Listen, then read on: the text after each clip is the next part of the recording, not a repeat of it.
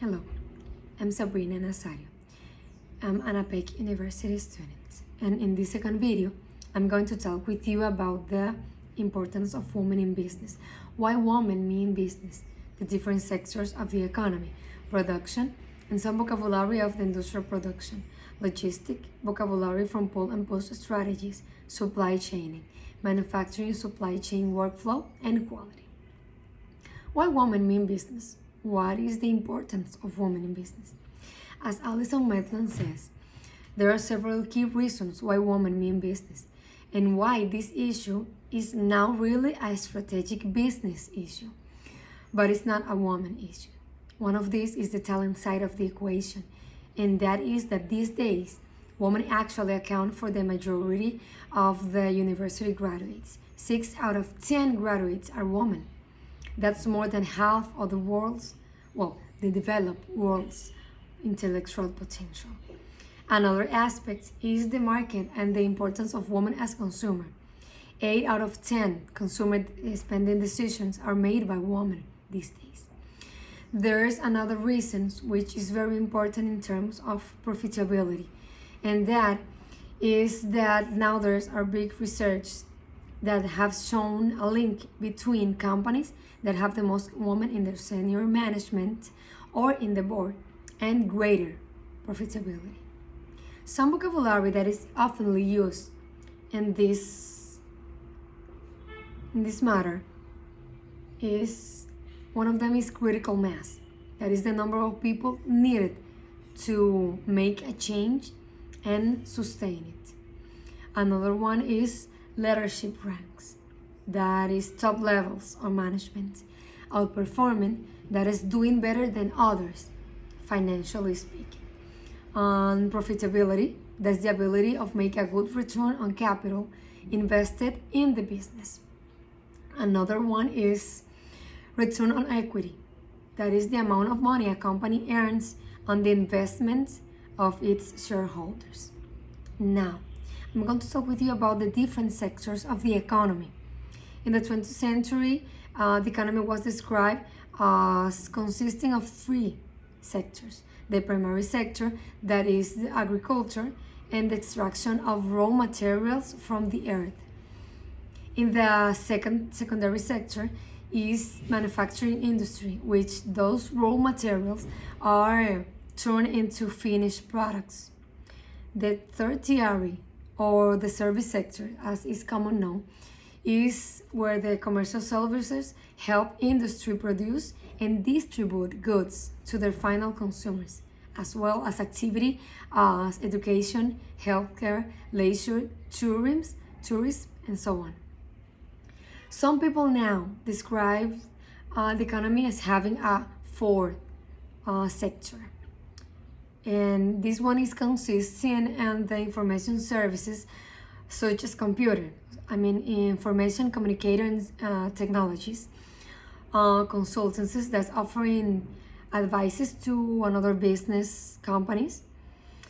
There is also R&D. There's research and development, and that is specific in the scientific field. Also, the news media, libraries, university and college, and other intellectual activities, including culture, generally.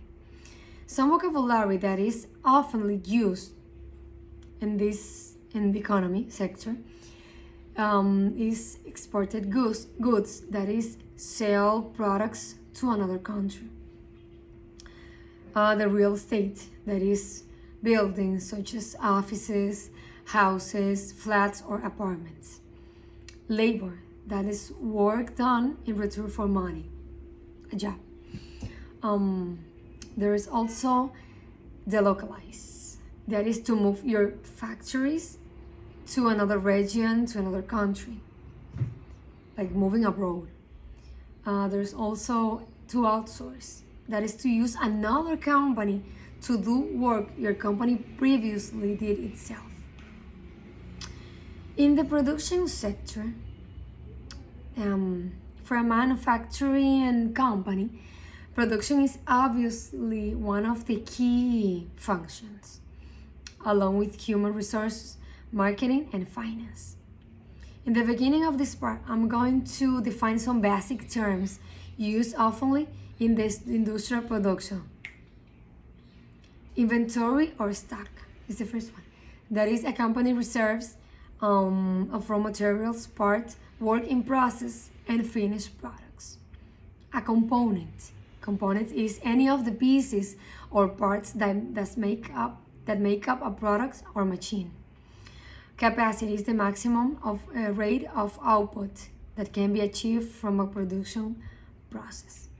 Plant is a collective word for all the buildings, machines, equipment, other facilities, offices used in production process. So now, there is also location. That means the geographical situation of a factory or other facility. There is also outsourcing. That means buying products or processed materials from another companies rather than manufacturing them. There's another word that is economy of scale. That are the cost savings arising from large scale production. Lead time is the time needed to perform an activity such as manufacturing a product or delivering it to the consumer. In the Dell theory of conflict prevention, in the world is flat. That is a brief history of the 21st century. The American author Thomas Friedman argues that the outsourcing and global supply chains have very positive international consequences. The Dell theory stipulates that not two countries that are part of a major global supply chain like Dell will never fight a war against each other. Well, that's as along they are both part of the same global supply chain. And that's because people embedded in a major global supply chain don't want to fight all-time wars anymore. These countries understand the risk premium that they have. They are pretty careful to protect the equity that they have built up or tell us why we should not worry. There is a lot of truth to this. There's a lot of trust. Countries whose workers and industry are woven into a major global supply chain know that they cannot take an hour, a week, a month, even a minute of war without disrupting the industry and economies around the world and thereby risking the loss of their place in that supply chain for a long time, which could be extremely costly for them and for the other consumers. Once countries get embedded in a global supply chain, they feel part of something much bigger than their own business.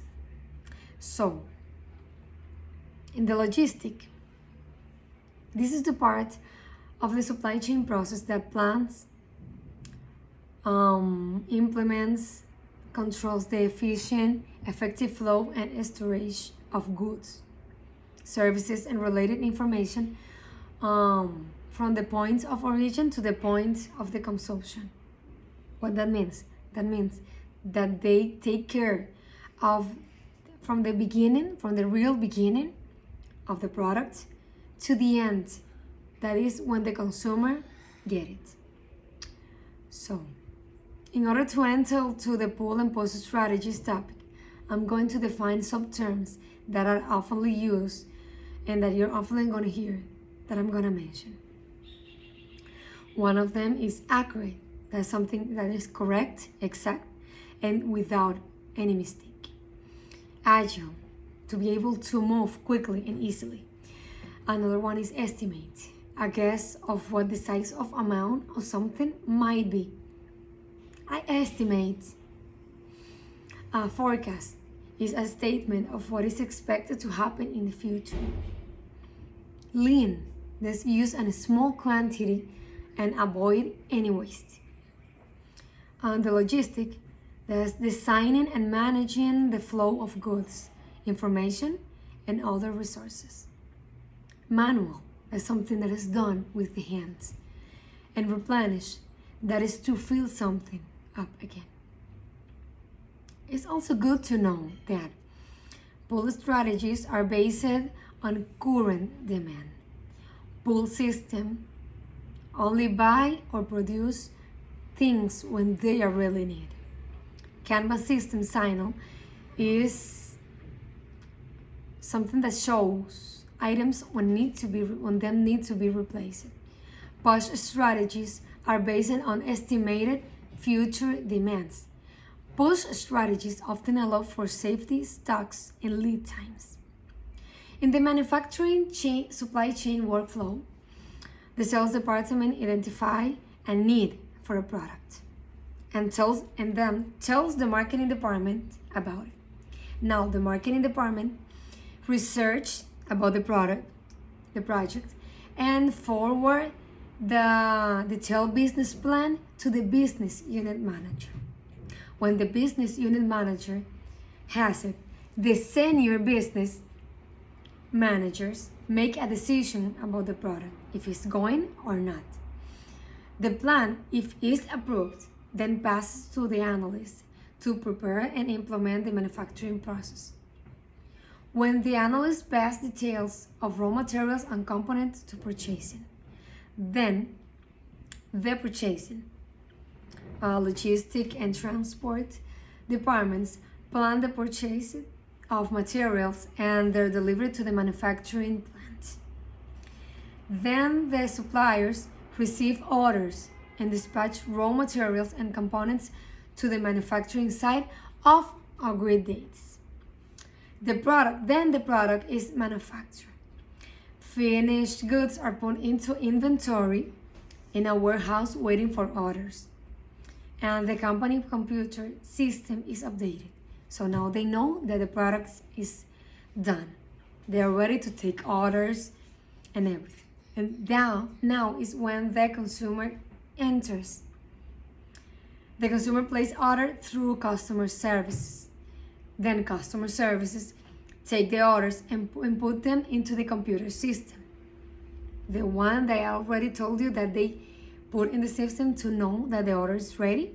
Okay.